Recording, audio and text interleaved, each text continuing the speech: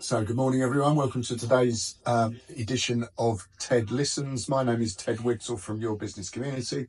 I'm here today with Vyas from Career Crafters. Good morning, Apu. Morning, Ted. Morning, everyone. So, Apu, my first question is, you deal in apprenticeships. Most people have heard the word, but can you explain a little bit more about apprenticeships, and is it available to all sectors? Yeah, I'd love to.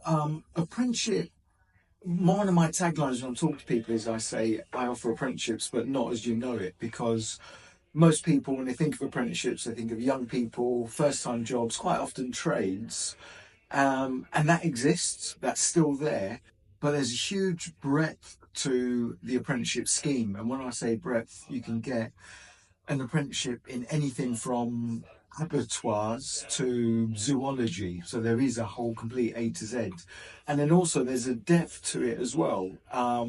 So you can get what we call level 2, level 3, which will be suitable for school leavers or someone transitioning into a new industry.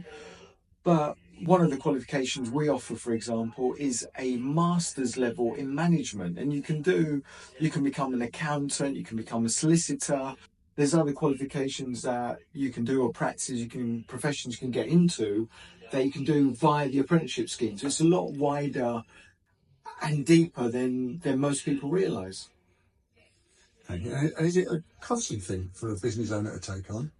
So there's a couple of different levels. So the first one, if it's a big business with a £3 million plus PAYE turnover, the government will actually give apprenticeships for free for all of those businesses. They're already paying their taxes, etc., so they're covered within it.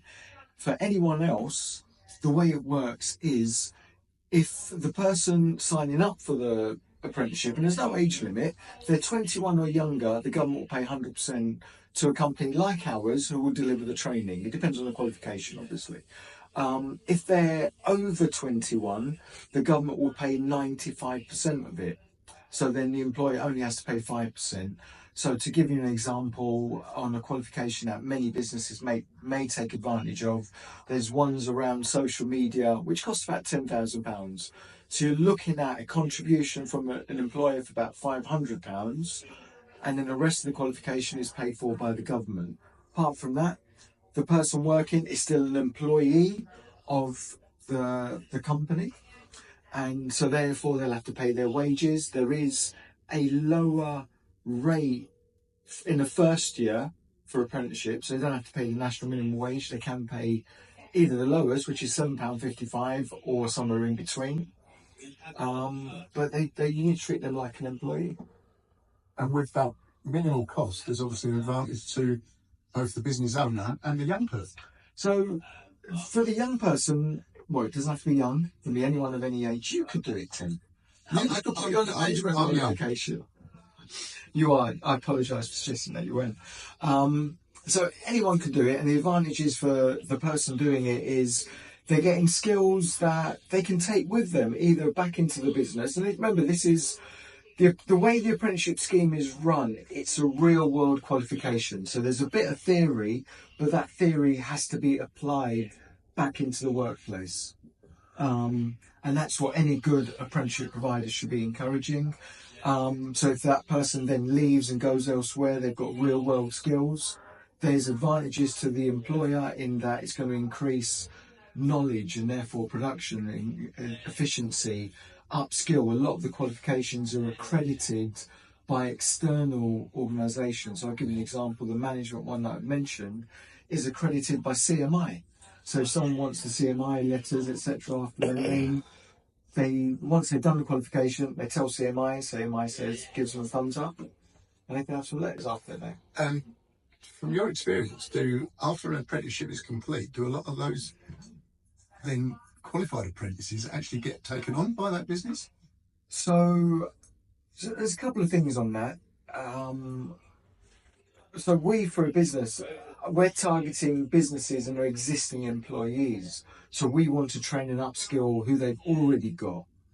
If somebody wants to take on an apprentice, then they can do so on an apprentice contract. So they've got them for the year or 18 months or 2 years, however long the apprenticeship lasts for. And after that, they can make a decision on whether or not they keep them on. what stats, etc., suggest to us is something like over 70% of employers tend to keep on apprentices.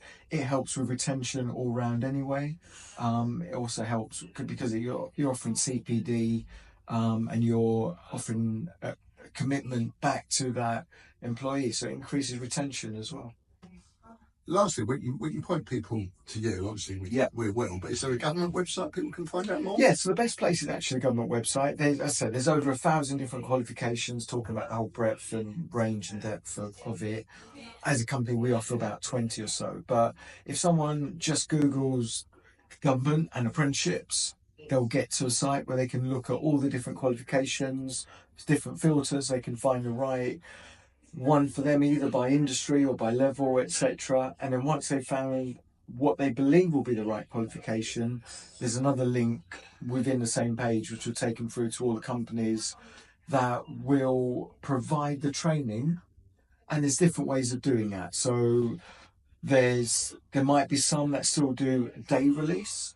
There'll be some companies that will do block. So someone will be working, the apprentice will be working most of the time, but every now and then they might spend a week or two at the apprenticeship company, learning whether is requisite for that qualification. Or the way we do it is once or twice a month we'll have Zoom or team meetings, we'll do the teaching then, and the rest of the time that young person or older person is working as an employee.